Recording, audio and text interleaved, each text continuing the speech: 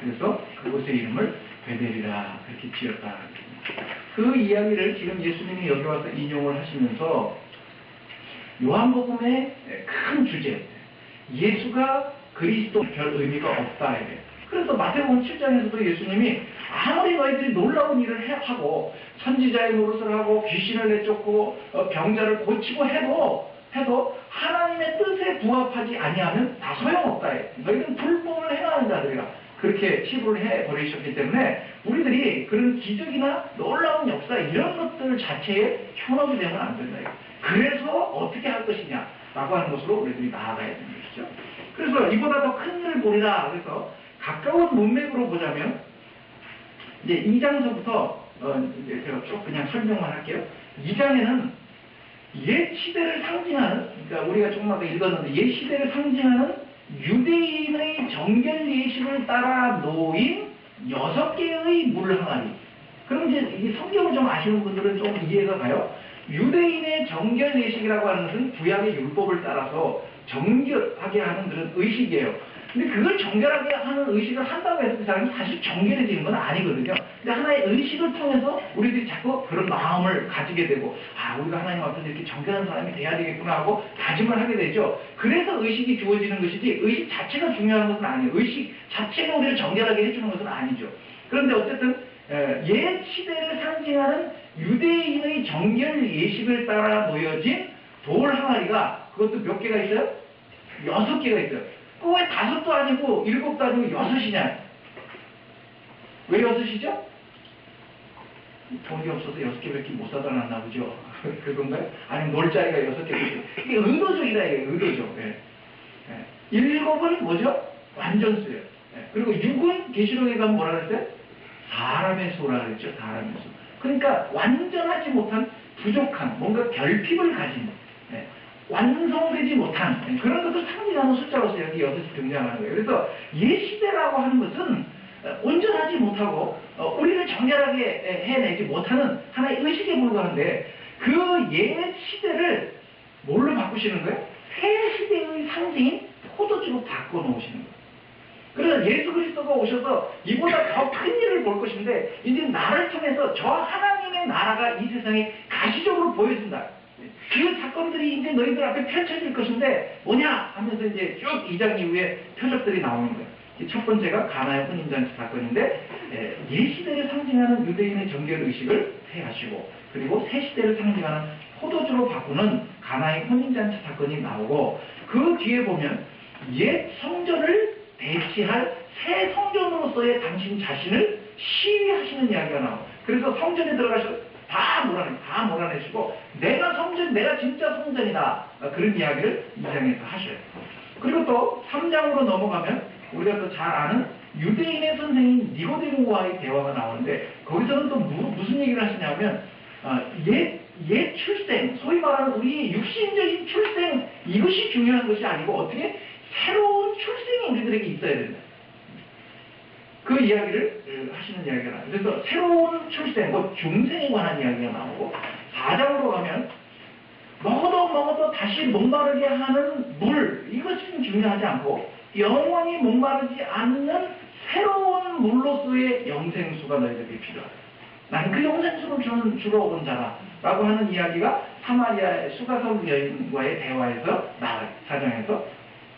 그리고 또 한 가지 예루살렘이나 어떤 여타한 장소에 국한되어져 있는 옛 예배가 아니고 이제 그런 것들은 다 옛 시대에 속하는 것이기 때문에 다 가는 것이고 이제는 신령과 진정으로 드리는 새로운 예배가 시작되었습니다 하는 것을 4장에서 말씀하시고 또 5장에 가면 너희들이 여태까지 율법적으로 지켜왔던 옛 안식일은 이제 끝났다.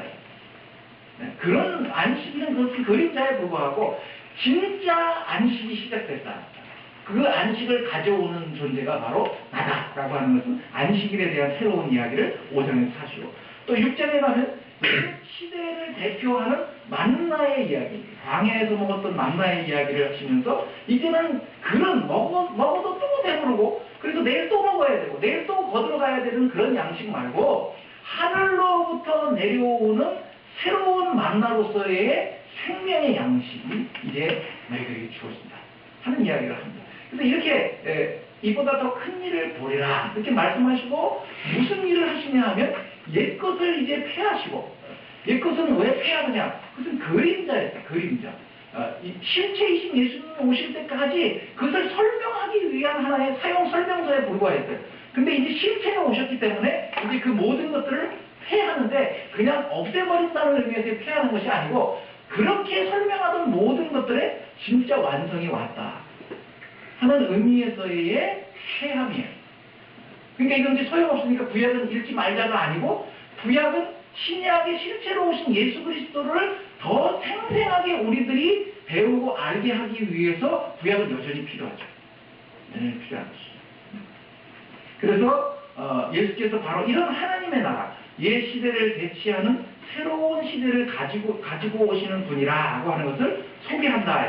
그 중에 이제 오늘 제일 첫 번째로 가나에서의 혼인잔치가 나오는데, 이 이야기는 우리가 많이 들어서 잘 알고 있는 이야기입니다. 이 이야기는 우리가 알고 있는 것처럼 예수님은 그냥 맹물이에요. 맹물. 이거 뭐 목사라고 이렇게 컵에 뭐 색다른 거 먹는 거 아니고 맹물이거든요. 맹물인데 이 맹물을 말씀 하나로 포도주로 바꿔놓는 대단히 능력이 있고 초월적인 분이시다. 이것을 소개하기 위한 것이다. 물론 그것도 맞아요. 그것도 맞지만 그런 정도의 가벼운 이야기가 아니라겠죠. 오늘 보면 11절에 보면 뭐라고 얘기했냐면 예수께서 이 표적을 갈릴리 가나에서 행하심으로 당신의 영광을 나타내셨다. 그러니까 이 표적이 행하신 주 목적이 뭐예요? 당신의 영광을 나타내시는 거예요. 그렇게 해서 어떤 결과를 얻자는 거예요? 뭐라 했어요? 제자들이 그를 믿으니라. 요한복음 20장 31절에 요한복음의 기록 목적이 뭐라고요? 예수가 그리스도이신 것을 알게 하고 그리고 그 이름을 믿어 힘입어서 영생을 얻게 하려 하시니라. 바로 이 이야기를 여기서 예수님도 하고 계시는 것이다. 이거예요. 그래서 11절에서 이야기하고 있는 것처럼 예수님의 영광, 곧 예수님이 어떤 분이신가를 나타내고 그래서 제자들로 하여금 그 예수님을 믿도록 만들기 위한 의도를 가진 표적이라 이 얘기예요. 이게 주 목적이라 이 주 목적. 그러면 그 예수님이 도대체 어떤 분이냐? 와, 대단히 능력이 많으시네? 라고 하는 차원으로 끝나는 것이냐? 아니라 이거죠. 굉장히 중요한 의미가 여기에 있습니다. 오늘은 서론적인 이야기만 하고 끝나고 다음 주에 더 자세한 세부적인 설명을 하겠는데요. 자, 이 가나에서의 혼인잔치에 관한 이야기를 이해하려면 뭘 우리들이 알아야 되느냐 하면 유대인들의 혼인 방식에 대해서 우리들이 이해를 해야 돼요. 우리가 생각하는 결혼식이고 이해를 하면 안 된다 이거죠. 이 당시에 이 사람들의 혼인잔치를 이해해야 하고 그 잔치 안에서의 포도주가 갖는 의미를 우리들이 이해를 해야 됩니다. 우리에게는 이 술이라고 하는 것이 별로 긍정적이지 못하잖아요. 술을 그럼 벌써 이렇게 안 좋은 쪽으로만 먼저 생각을 하죠. 그런데 왜 예수님께서는 당신이 이 지상에 오셔서 메시아로서의 사역을 처음 시작하시면서 첫 이적을, 이 처음이라는 게 굉장히 중요하잖아요. 첫인상이라는 것도 굉장히 중요하죠. 저는 첫인상에서 굉장히 많이 좀 까먹는 사람이에요. 좀 차가운 인상이라는 얘기를 많이 들어요. 또 실제로 좀 차가워요. 제가 말도 별로 없고. 말이 없다니까 웃네요. 근데 왜 예수님께서 오셔서 어떻게 보면 중요하다고 할 수 있는 첫 번째 이적을 술 만드는 이적을 하셨을 거예요. 왜 하필 술 만드는 이적을 하셨을까? 좀 더 이렇게 품이 있고 멋있는 뭐 이를테면 오병이어라든가 이런 거 하셨으면 좀 폼날 텐데 왜 술 만드는 일을 하셨을까 하는 것이죠. 이 이야기를 가지고 이제 술 드시는 분들이 이렇게 이야기를 해요. 야, 봐라. 예수님은 직접 술을 만들어주면서 먹으라고 그러지 않았느냐. 그래서 술 먹어도 되는데 왜 니네 예수 믿는 사람들은 술 먹지 말라고 그러느냐. 그렇게 갖다 부르는 사람들도 있어요. 술 좀 마신다고 해가지고 요즘 그 어느 개그맨이 말하는 것처럼 술 조금 마신다고 세고랑 안 찹니다. 술 조금 먹는다고 경찰 출동 안 해요. 괜찮아요. 술 먹을 수 있습니다. 담배? 뭐 좀 피운다고 뭐 괜찮습니다. 그것이 뭐 우리가 천국 가는데 지장이 있는 건 아니에요. 뭐 천국에 그 문지기가 이렇게 있다가 너 후 불어봐 그래가지고 음주 축전해가지고 너 살면서 많이 먹었구나 너는 안 되겠다 그래갖고 이렇게 지옥으로 가나 이렇게 안 한다 이게 그것이 그 무슨 천국을 구원을 받는데 시비거리가 되는 것은 아닙니다. 다만 기독교는 절제와 덕을 요구하고 있기 때문에 그것을 삼가하는 것이지 그것이 뭐 우리의 그 신앙에 있어서 무슨 큰 걸림돌이나 뭐 그런 것이 되는 것은 아니에요. 그 옛날에 제가 한번 말씀드렸죠. 제 성교 목사님 교회에 한 장로님이 담배를 못 끊으셔갖고 담임 목사님한테 전화를 했잖아요. 그래서 목사님 제가 장로인데 아직까지도 담배를 못 끊었습니다. 그랬더니 담임 목사님이 장로님 앞으로도 계속 들키지 마세요. 그랬더니 왜? 덕이 안 되니까 그렇잖아요. 담배 못 끊으면 할 수 없지. 의지가 약해서 못 끊는 걸 어떻게 하겠어요. 근데 장로가 담배 핀다 그러면 장로는 괜찮은데 엉뚱한 사람이 그거 갖고 실적으로 하잖아요. 그러니까 하지 말아요. 들키지 말아요. 제가 아는 춘천에 어느 집사님도 안수 집사님이신데 이렇게 집사님들끼리 모임이 있었어요. 근데 어느 식당에든 이렇게 가면 벌써 이렇게 식탁 위에다 소주잔을 이렇게 엎어놓잖아요.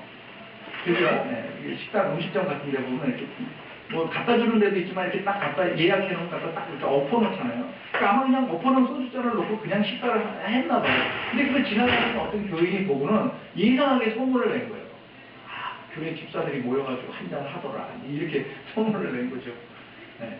그럼 한잔 할 수도 있지 뭐 그걸 가지고 뭘 가서 뭐 자기가 못 먹으니까 시비를 거는 건가? 그래서 그렇게 우리의 신앙에 뭐 절제해야 되는 것이지 그것이 우리 뭐 신앙의 근본적인 어떤 문제는 사실 아니라 이거죠. 오늘 가서 한잔 하지 마시고 또 옛날에 그 데니스 레인 목사님이라고 하는 유명한 목사님이 계셨어요. 이 목사님이 이제 강해 설교로 아주 유명하신 분인데 이분이 오셔서 강의를 하시다가 무슨 얘기를 하셨냐면 새벽기도 안 할 수도 있습니다 이렇게 얘기를 했어요. 아주 오래된 얘기. 이분이 아마 80년대 중반쯤에 우리나라에 아주 자주 왔다 가셨는데 10몇 차까지 매년 오셔서 이렇게 강의를 하셨는데 새벽기도 안 할 수도 있습니다. 그랬다가 이단 소리를 들었어요. 얘기 달라. 지금은 뭐 그렇게까지는 이야기 안 하지만 80년대만 해도 그런 소리를 충분히 들었습니다. 새벽기도 안 한다고 해서 이단 아닙니다. 우리도 이제 이렇게 간판에 불을 꺼놓고 새벽기도에 문 안 열면 저 교회는 새벽기도도 안 해. 이상한 교회네? 이렇게 단박에 아마 얘기를 할 거예요. 이상한 교회. 주일 예배를 꼭 11시에 안 드린다고 해서 문제가 되지 않습니다. 그죠? 우리 뭐 12시에 드려도 되고 뭐 10시 반에 드려도 되고 뭐 또 우리 소풍 가는 날은 더 일찍 드려도 되고 여기서 드려도 되고 뭐 소풍 가는 장소에 가서 드려도 되고 그런 거 가지고 무슨 뭐 우리의 신앙에 무슨 큰 문제가 있는 것은 아닙니다. 또 오후 예배 안 드린다고 해서 이상한 교회 아닙니다. 우리 교회 오후 예배 안 드린다고 그랬더니 수상하다. 수상하다. 그래서 이런 것들은 하나의 우리 안에서의 공동체적인 약속이지 그런 것들이 신앙의 근본적인 내용은 아닙니다. 이 본질이 아닌 문제를 가지고 신앙의 전부인 것처럼 생각하면 안 돼요. 다르다라고 하는 것과 틀렸다라고 하는 것은 다른 겁니다. 틀리면 안 되지만 다룰 수 있습니다. 얼마든지 다룰 수 있습니다. 술이라고 하는 것이 우리에게는 다소 부정적인 느낌을 주는 것은 사실이지만 그건 술 문화가 잘못돼서 그런 거지 술 자체가 나쁘다고 생각하지는 않습니다. 저는. 성경에서 등장하는 술, 그 중에서도 포도주라고 하는 것은 기쁨과 즐거움의 상징이에요. 성경에서 말하는 술. 그렇기 때문에 잔치 중에 잔치라고 할 수 있는 혼인잔치에 포도주가 떨어졌다는 것은 유대인들에게 있어서는 상상할 수 없는 일입니다. 이거는 어디 전라도 지방에서는 뭐 홍어가 없으면 잔치가 아니거든요. 마치 막 그거 이상으로 이건 말도 안 되는 이미 이제 그 잔치는 다 깨지는 건 잔치와 같은 그런 아주 중요한 의미를 가집니다. 우리 잔치도 마찬가지잖아요. 한 번은 그 장로님 때 자제가 결혼식을 해서 갔는데 술이 없는 거예요. 그럼 우리 같은 사람은 좋죠. 뭐 예수 믿는 사람들이에요. 근데 예수 안 믿는 하객들도 있잖아요. 그러니까 오셔가지고 말이죠. 무슨 잔치에 술이 없느냐고 그러더니 앞에 가게에 가서 사갖고 와서 먹더라고. 결혼식인데.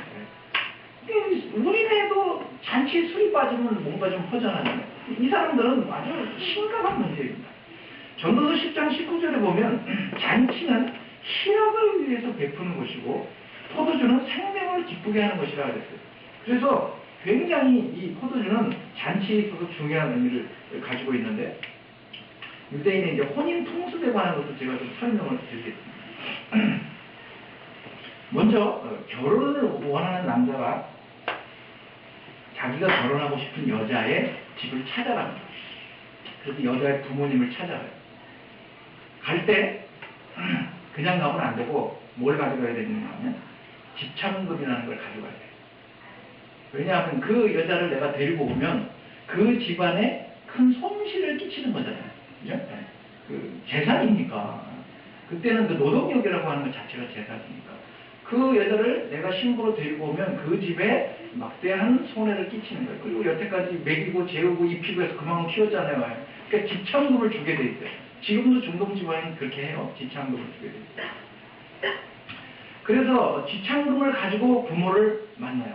그래서 야곱 같은 경우에는 뭘 지참금으로 줬어요?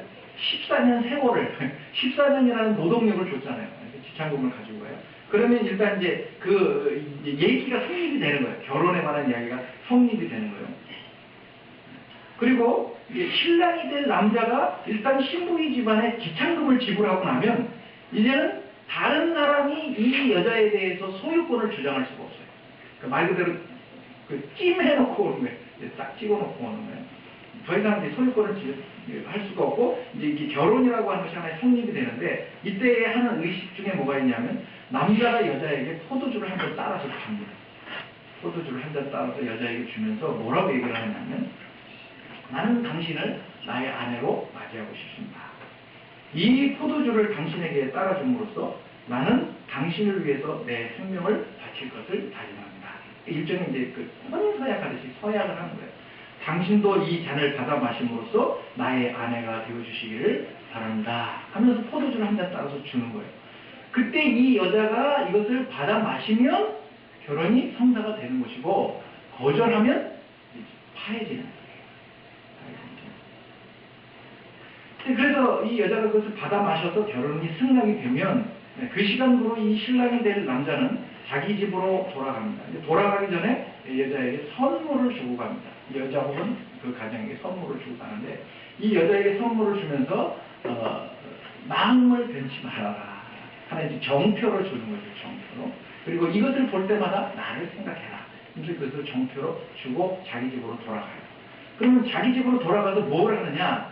이제부터 그 신부를 데리고 와야 되니까 그 신부를 데리고 와서 함께 살 처소를 준비합니다. 처소를. 그리고 이 신부는 이 남자가 자기를 다시 데리러 올 때까지 기다려야 하는데 이 기다리는 기간 동안을 정혼기간이라고 이야기해요. 이게 길 때는 1년씩 걸리기도 해요. 이 정혼기간인데 이 정혼기간은 두 사람이 법적으로 부부예요. 법적으로는 이미 그때부터 부부관계예요. 육체적으로는 그렇지 않지만 그래서 법적으로는 부부지만 육체적으로는 아니기 때문에 이 정혼기간 동안에 이 처녀와 총각들은 자기들이 완전한 결합이 있기 전까지 자기 자신들의 몸을 정결하게 유지해야 할 책임이 있었습니다. 이런 정혼 상태에 있었던 것이 바로 예수님의 모친 마리아와 요셉의 경우입니다. 그래서 마리아는 법적으로는 요셉의 아내였지만 육체적으로는 아직 남자를 알지 못하는 처녀였다라고 하는 것이 가능한 이유가 바로 이런 정혼기간 중에 있었기 때문입니다. 자, 예수님께서 이 세상에 오셔서 본격적인 사역을 시작하시면서 제일 첫 번째로 보여주신 표적이 물로 포도주를 만드는 이적이었습니다. 그리고 예수님께서 부활하셔서 승천하시기 전에 마지막으로 이 땅에서 제자들하고 하셨던 사역이 뭐죠? 포도주 잔을 나누는 만찬이었습니다. 그래서 예수님께서 이 세상에 오셔서 하셨던 사역은 포도주로 시작해서 포도주로 끝나는 거예요. 이게 상징적인 의미가 있는 것입니다. 이제 이런 것을 전제해 두고 유대인의 결혼 풍습과 예수님의 전체적인 사역을 함께 생각하면서 그림을 그려보겠습니다. 이 요한복음이라고 하는 것은 다른 세 복음서와 달라요. 그래서 세 복음서를 묶어서 뭐라 그러죠? 공관복음. 그래서 마태, 마가, 누가는 예수님의 생애에 관한 역사적인 기록의 관점에서 서술을 했어요. 예수님의 생애에 대한 역사적인 관점. 근데 이 요한복음은 제4복음서라고 이야기를 해서 역사적인 서술보다는 예수님이 누구신가에 대한 신학적인 기록이에요. 그렇기 때문에 어떤 사건 혹은 어떤 말씀 이런 것들이 굉장히 중요한 그리고 굉장히 의도적인 저자가 어떤 의도를 가지고 설명하는 그런 설명들이 많아요. 그래서 신학적인 설명들이 많다. 그래서 좀 어렵습니다. 이 이야기도 마찬가지예요. 잘 따라오십시오. 신랑 되신 예수님께서 당신의 신부를 찾아서 결혼하시기 위해서 이 땅에 오신 거예요. 이 땅에 오셨어요. 오실 때 뭘 가지고 오셔요? 신랑이 뭐 가지고 가야 된다 그랬어요? 지참금을 가지고. 그 신부 사야 되니까. 그래서 당신의 몸을 지참금으로 내어주신 거예요. 그게 이제 대속의 원리입니다. 대속의 원리.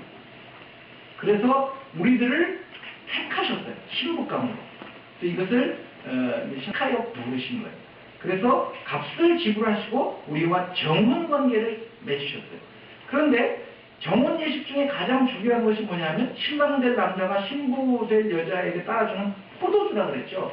이 포도주는 뭘 상징을 하죠? 예수님께서 십자가에 못 박혀 피 흘려 죽으시는 그러면서 당신의 백성들 결혼식으로 얘기를 하면 당신의 신부감과 언약을 맺는 거죠. 약속을 맺는 것이죠. 그래서 당신의 그 피를 그 언약의 피라고 말씀하시면서 마치 신랑이 신부에게 권하는 포도주와 같이 그 포도주를 따라서 우리에게 주시는데 이 대속의 피예요. 언약의 피예요. 근데 이 언약의 피를 신부 될 사람이 받아 마시면 어떻게 되는 거예요? 관계가 성립이 되는 거죠. 근데 받아 마시지를 않고 거절해요. 그러면 어떻게 되죠? 관계가 성립이 안 되는 거죠. 그래서 우리가 예수의 대속의 피를 믿음으로 받아서 수용하면 그분의 신부가 되는 거예요. 정혼 관계가 되는 거예요. 그렇지만 그것을 거절하면 예수 그리스도와 우리는 아무 관계가 아닌 것이죠. 그래서 그 피를 우리가 예수를 믿음으로 이제 받아들였잖아요. 그래서 이제 법적인 보고 관계가 됐어요. 그것을 신학적으로 뭐라 해요? 신의라고 하는 거예요. 의롭다고 인정을 하는 거예요. 그러니까 완전히 의로운 건 아니에요. 완전히 신부는 아니니까 아직은 미래적인 걸로 남아있죠. 그리고 이제 돌아가기 전에 청혼을 받아준 것에 대한 감사의 표시로 또 혹은 떨어져 있는 동안에 나를 기억해달라는 마음을 변치마오 해서 선물을 주고 간다 그랬죠. 그래서 예수님도 그 관계를 맺으시고 처소를 예비하러 가시기 전에 우리들에게 뭘 주셨어요? 선물을 주셨죠. 뭘 주셨어요? 보혜사 성령님을 주셔서 성령이 우리 안에서 내가 누구인지 내가 무엇 때문에 왔는지 의에 대해서 심판에 대해서 이런 것들에 대해서 너희가 가르칠 것이다. 그래서 성령을 우리 안에 내주하셔서 이 성령을 통해서 우리가 뭘 사모하는 거예요?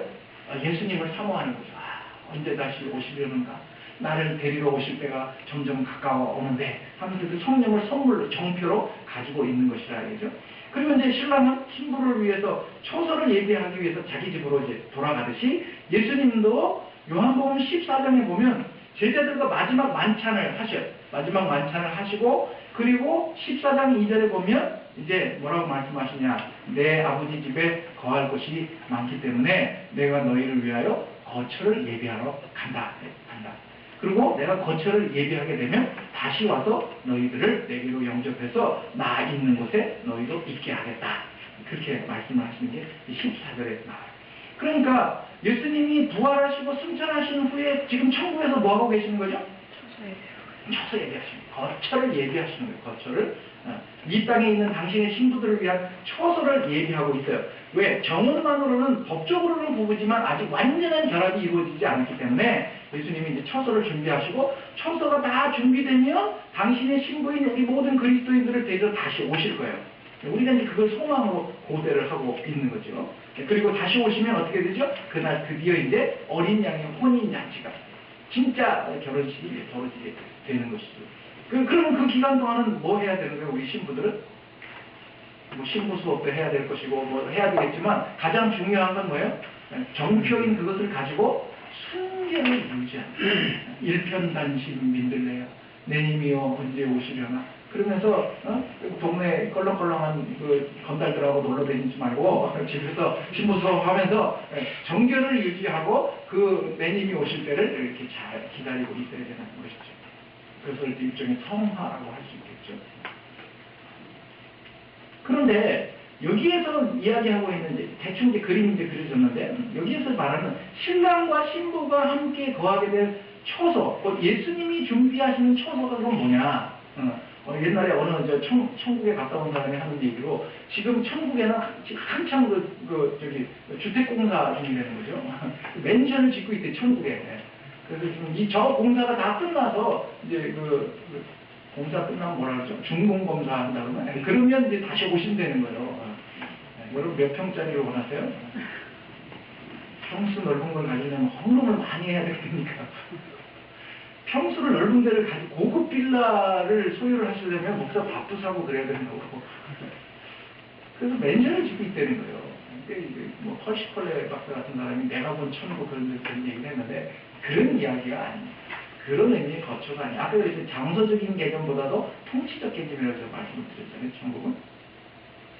그래서 이 처소라고 하는 게 뭐냐면 물론 이제 장소적인 것도 있겠죠. 왜냐면 우리 몸들이 부활을 해야 육체도 부활을 하니까 어디 가 넘나고 있어야 될 곳이 틀림없이 있겠죠. 근데 성경은 그건 별로 강조를 안 한다 이거예요. 그러니까 여기서 말하는 그 거처도 그런 장소적 개념보다는 좀 다른 개념이 있다 이거죠. 그게 뭐냐면 14장 2절에 요한복음 14장 2절에 내 아버지 집에 거할 곳이 많다. 예. 내가 너희를 위하여 거처를 예비하러 가는데 거처가 예비되면 내가 다시 와서 너희를 내게로 영접하여 나 있는 곳에 너희도 있게 하겠다. 그래서 이제 아버지 집에 이제 그 거처를 마련을 하는 거예요. 그러니까 아버지 집이 어디죠? 아버지가 사시는데 아버지가 계시는 곳이겠죠. 아버지 집에. 근데 그 천국으로 아버지 집으로 데려간다 그렇게 이야기를 하지 않고 14장 그 밑에를 쭉 읽어보면 조금 이상한 말씀을 하셔요. 데려간다. 그래서 이제 데려간다 이렇게 이야기하지 않고 좀 이상한 얘기를 하는데 뭐라고 표현을 하시냐면 14장 10절에 보면 내가 아버지 안에 거하고 아버지는 내 안에 계시다. 그런 표현을 자꾸 하셔요. 10절에도 하시고 11절에도 하시고 내가 아버지 안에 거하고 아버지께서 내 안에 계신다. 이렇게 얘기를 해요. 그리고 그 뒤에 15장으로 넘어가면 우리가 잘 아는 무슨 얘기가 나오죠? 요한복음 15장 포도나무에 관한 이야기가 나와요. 그 포도나무의 이야기를 하시면서 15장 4절에서는 갑자기 또 뭐라고 얘기를 하시냐면 너희는 내 안에 거하라. 그러면 나도 너희 안에 거하겠다. 그렇게 말씀을 하십니다. 앞에서는 아버지가 내 안에 있고 내가 아버지 안에 있고 또 그 다음에로 넘어가니까 너희가 내 안에 있고 내가 너희 안에 있고 그러면 우리는 결국 누구 안에 있게 돼요? 우리는 아버지 안에 또 있게 되는 것이죠. 네. 그렇잖아요. 우리가 예수님 안에 있고 예수님 아버지 안에 있다고 했으니까 그냥 같이 더불어서 우리는 또 아버지 안에 있게 되는 이런 관계죠. 이게 그림으로는 안 그려지는 거예요. 우리가 요즘 에스겔서를 읽고 있지만 에스겔서 1장에 나오는 뭐 무슨 네 짐승 뭐 이게 나오잖아요. 그게 그림이 안 그려지는 것처럼 이것도 이게 그림이 안 그려져요. 내가 네 안에, 네가 내 안에, 또 네가 내 안에, 내 안에, 내 안에. 이게 근데 성경 그렇게 설명을 한다 이거예요.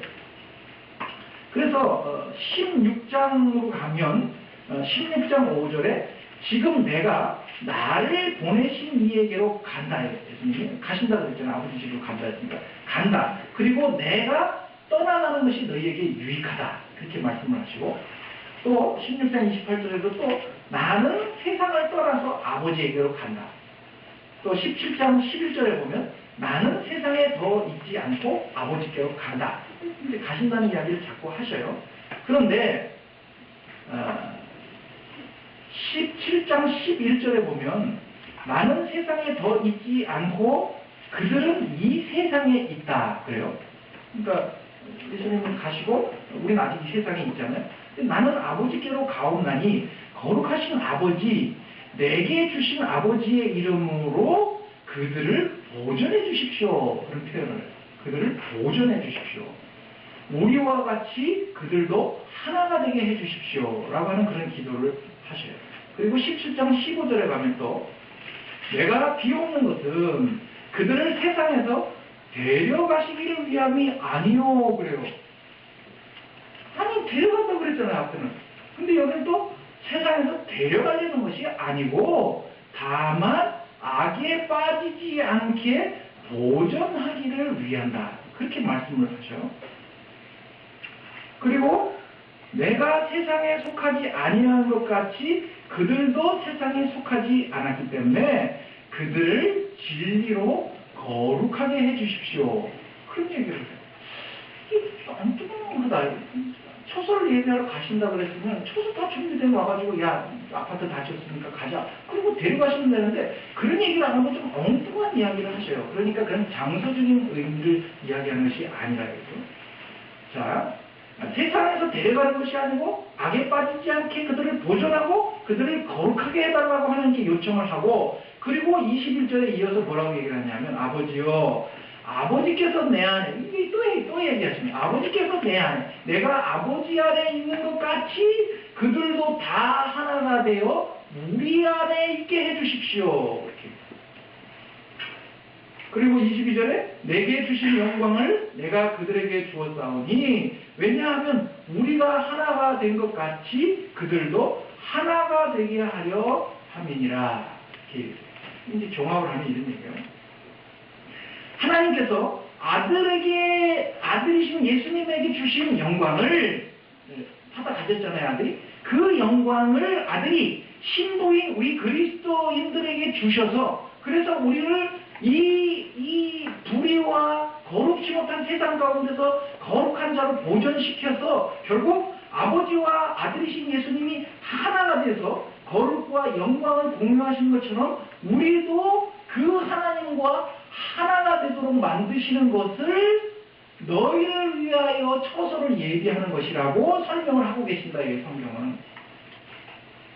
그러니까 우리들이 속된 말로 죽으면 천국 간다라고 하는 것이 장소적 개념으로 가는 것도 물론 있겠지만 그것보다도 성경이 우리들에게 천국 간다라고 하는 것은 무슨 얘기냐면 우리를 하나님과 방불한 거룩한 존재로 만들어서 하나님과 예수 그리스도가 가지신 그 거룩과 영광을 함께 공유하는 일종의 신적인 존재와 같이 우리를 만드시겠다. 이것이 구원의 목표예요. 이 풍진 세상을 만났으니 이 썩어질 장막 빨리 해서 저 천국에 가서 거기 가서 띵까띵까 하면서 살아야지. 이것은 성경이 말하는 천국의 개념이 아닙니다. 그리고 또 그 밑에 17장 23절에 곧 내가 그들 안에 있고 아버지께서 내 안에 계십니다. 그러니까 이게 셋을 이 안에도 있다가 이 안에도 있다가 내 안에도 있다가 네 안에도 있다가 그러면서 이것을 하나로 자꾸 이렇게 뭉뚱그려서 하나로 뭉쳐놓는 것과 같은 그런 표현을 자꾸 쓰시는 거예요. 그래서 내가 그들 안에 있고 아버지께서 내 안에 계셔서 그들로 온전함을 이루어 하나가 되게 하는 것이다. 하나님 안에 들어가려면 아버지의 온전하신 것 같이 내가 온전하지 않고서는 그분과 하나로 연합될 수가 없잖아요. 그러니까 우리들을 향하신 그분의 구원의 목표가 뭐냐? 우리를 온전하게 만드십니다. 하나님과 같이 온전하게. 그래서 예수님은 그의 신부인 그리스도인들 안에 계시고 아버지는 예수님 안에 계시고 또 예수님은 아버지 안에 계시고 근데 이게 복잡하지만 한마디로 하나가 되게 하는 하나가 되게. 그리고 그렇게 하나가 되게 하셔서 혹은 또 하나가 되게 하시려고 우리를 거룩하고 영광스럽고 온전하게 만드시겠다라고 합니다. 그러니까 결국 예수님께서 신부인 우리를 위해서 처소를 예비하러 가신다는 말은 장소적인 어떤 개념보다도 성경의 설명은 예수와 우리가 하나가 되는 15장의 표현대로 얘기를 하면 마치 포도나무에 가지가 붙어 있어서 연합을 이루듯이 생명적인 연합을 이루어서 그분 안에서 에베소서의 식으로 표현을 하자면 통일되게 만드시는 것. 이것이 바로 우리의 구원의 목표라 이거죠. 목표. 그래서 예수와 우리가 하나가 되면 결국 장소적으로도 우리가 한 자리에 있을 거 아니에요. 우리가 예수 안에 있고 하나님 안에 있으니까 하나님 계신 곳에 내가 있을 테니까 결국은 그 장소적인 개념에서도 거기가 천국이 되겠죠. 그렇게 되겠지만 그거보다도 더 중요한 것은 우리가 어떻게 된다? 예수님처럼 된다는 거죠. 물론 질적인 차이는 있습니다. 예수님처럼 된다고 해서 우리가 예수님이 되는 것은 아니에요. 그래서 성경에 보면 아들이라는 표현을 쓸 때 그리고 아버지라고 하는 표현을 쓸 때 예수님이 분명히 구분을 하셔요. 내 아버지 그리고 너희 아버지 그렇게 구분을 하셔요. 그래서 질적인 차이가 있어요. 그래서 신학적으로는 우리가 하나님의 아들들이 되긴 되지만 우리는 뭐죠? 양자예요. 양자. 입양되어 들어간. 그래서 질적인 차이가 물론 있습니다. 그렇지만 어쨌든 우리는 그분의 예수와 방불한 존재가 되는 것이죠. 그래서 예수님의 영광에 우리를 동참시키시고 예수님의 온전하심과 같이 우리도 온전하게 되는 그런 자리로 우리를 데려가시겠다라고 하는 것이 바로 처소를 얘기한다라고 하는 그런 의미라요. 이 말을 에베소 1장에서 뭐라고 표현을 하냐면 우리를 하나님 앞에서 거룩하고 흠이 없는 아들들로 만들려고 하십니다. 이게 우리의 구원의 목표예요. 어디서 만들어요, 이걸? 어디서 만들어요? 이 세상에서 만든다. 이 세상에서 우리를 그렇게 만드신다고. 그래서 데려가시는 거예요. 또 5장에서 보면 하나님 앞에서 너희를 영광스러운 존재로 그리고 티나 주름 잡힌 것이 없는 거룩하고 흠이 없는 존재로 만드시겠다 해요. 그렇게 해서 우리를 데려가시는 거예요. 근데 이건 보세요. 아까 정원 단계라고 했고 결혼의 완성은 그분이 오셔서 비로소 우리를 맞이하셔서 혼인잔치가 맞춰져야 완전한 신부가 되는 것처럼 우리는 이것을 목표로 하고 있지만 결국 이 세상에서 그 완성을 보지는 못해요. 그러나 이런 거죠.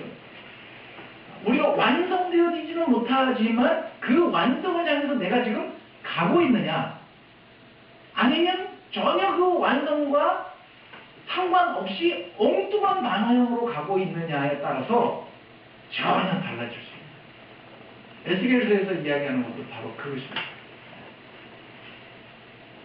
우리를 향해서 하나님이 약속을 하셨고 남은 자로서 우리들에게 약속을 하셨는데 그 약속은 선지자들이 늘 이야기하는 거지만 그 약속은 소망에 대한 약속으로 가지고 있는 거예요. 그러면 그 약속을 내가 신실하게 붙들고 있을 때는 그 소망이 시간적으로는 내게 이루어지지 않았지만 이미 이루어진 것과 같다 이거예요.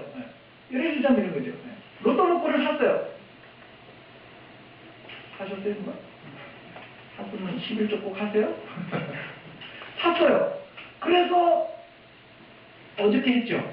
토요일 날 했죠. 어저께 해서 맞았어요. 6개가 딱 맞았어. 그래서 그걸 내가 호주머니 가지고 있어요. 오늘은 주일이니까 은행 문을 안 내니까 호주머니 가지고 있어요. 내일 찾으러 가면 돼요. 그죠? 그러면 당첨된 거예요. 그 돈이 내 거예요? 아니에요? 내 거지. 아직 찾아오지 않았을 뿐이지만 내가 이미 소유하고 있잖아요. 마치 그런 것이라 이거죠. 내가 아직 완성을 보지 못했지만 그것을 약속으로 소망으로 가지고 있는 한은 그것이 내 거고 난 틀림없이 그렇게 될 것이기 때문에 이미 된 것과 마찬가지라는 거예요. 그러나 그 소망을 저버리고 한번 하늘의 비침을 보고 놀라운 하나님의 은혜를 경험해 놓고도 에스겔서에서 그랬잖아요. 의인이 열심히 의로운 길을 걸었다가도 그가 돌이켜서 딴 길로 가면 그 전에 했던 의로운 것을 하나님이 어떻게 하신다고? 기억 안 한다고. 기억 안 한다. 지금 현재적인 시간에서 네가 그 약속의 소망을 가지고 그 길을 추적해서 가고 있느냐 하는 것으로서 정결을 하기 위해서 그 정표를 가지고 보혜사이신 성령을 힘입어서 신부로서의 그 정결함을 유지하기 위해서 날마다 분투하고 씨름하고 경주하는 자와 같이 그렇게 하는 그것이 하나님 편에서 볼 때는 이미 붙들고 성취한 것과 같은 것을 보고 있습니다. 근데 그것을 놔버리면 아무것도 아닌 거예요. 그래서 성경은 우리에게 뭐라고 얘기를 하냐면 자꾸 신앙을 전투라고 그러고 씨름이라고 그러고 경주라고 그렇게 이야기를 하면서 끝까지 견디는 자가 이기는 거라 해요. 끝까지 견디는 자가. 옛날에 그 개그맨 하나 나와가지고 그랬더니 내가 왕년에 대단했거든 그러잖아요. 왕년이라 얘기해요. 왕년. 그럼 어느 목사님 그러죠. 노루잡은 막대기 3년을 울고먹는다고. 왕년은 왕년이에요. 지금 내가. 그래서 가나의 혼인잔치에 관한 이야기는 이제 다음 수업부터 세부적인 걸 살펴보겠지만 단순히 예수님이 야 이런 신통한 능력을 가지신 분이구나 이런 이야기를 하자는 것이 아니고 혼인잔치와 포도주라고 하는 상징을 통해서 예수님은 우리를 당신의 거룩한 신부로 구별해서 영원히 당신의 것으로 소유하시겠다라고 하는 것 그것을 우리들에게 설명하고 싶은 십자가를 통한 구속사역을 소개하는 그런 이야기다. 이에 대한 자세한 내용은 다음 주에 살펴보도록 하겠습니다. 기도하겠습니다. 하나님 아버지, 우리가 뭔데 우리 같은 사람을 신부로 선택하시고 간택하셔서 당신의 몸을 지참으로 주시고 피 흘려 언약의 잔으로 우리와 정원 관계를 맺으시고 우리를 위해서 지금도 처소를 예비하시면서 우리를 정결하게, 우리를 거룩하게, 우리를 온전하게 만드시는 작업을 정표의 선물로 주신 보혜사를 통해 하고 계시는지 우리는 주께서 행하시는 이 모든 일들을 다 이해할 수 없습니다. 다 알 수 없습니다. 그러나 하나님 한 가지 분명한 것은 예수는 그리스도이시고 우리의 신랑이시고 우리는 예수 그리스도에게 간택된 신부입니다. 아름다운 성 예루살렘을 신부의 꽃단장을 하고 마지막 날 주님께서 어린 양의 혼인잔치로 맞이하실 것처럼 우리들이 예수 그리스도의 신부가 되어서 그 잔치의 주인공으로 참석하게 될 날을 기대하면서 소망으로 가지고 있습니다. 이 소망이 꺾이지 않도록 도와주시고 실패와 절망과 좌절과 낙심으로 이 소망과 기대를 저버리지 않도록 도와주시고 우리들의 신앙이 주님이 오시는 그날까지 실로 견고하게 그리고 실로 올곧게 오직 신랑이신 예수 그리스도만을 바라보는 일편단심의 마음을 가지고 있어서 그 혼인잔치가 정말 기쁘고 즐거운 그런 잔치가 될 수 있도록 하나님께서 우리들의 마음과 우리들의 생각과 우리들의 삶의 태도들을 가지고 잘 준비할 수 있는 지혜로운 처녀들이 될 수 있도록 도와주시기를 바랍니다. 주 예수 그리스도의 은혜와 하나님의 사랑과 성령의 교통하심이 이렇게 정원한 처녀와 같은 저희들에게 머릿속에는 당신의 사랑하는 모든 교우들에게 주님이 다시 오시는 그날까지 지금으로부터 영원토록 함께 있어지기를 축원하옵나이다. 아멘. 하나님을 감사합니다.